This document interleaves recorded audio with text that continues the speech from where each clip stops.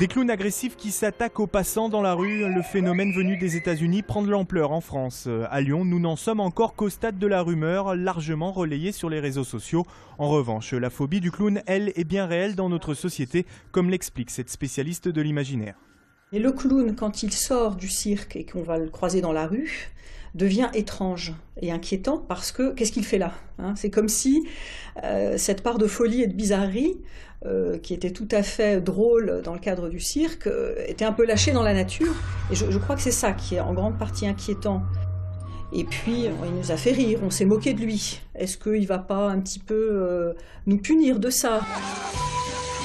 Et certains prennent donc un malin plaisir à jouer sur cette peur. Il y a toujours quelque chose qu'on constate dans ces cas-là, c'est que l'angoisse c'est contagieux, hein, c'est comme les virus, ça se propage et c'est un peu incontrôlable. Et il y a des gens effectivement qui vont jouer là-dessus.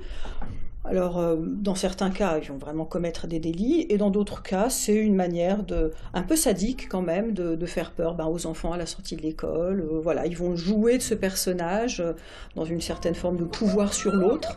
Des dizaines de faux clowns ont ainsi été arrêtés la semaine dernière dans l'Hérault, et ces dernières heures, c'est à Mâcon et Grenoble que les agressions les plus graves ont été constatées. La police recherche les auteurs.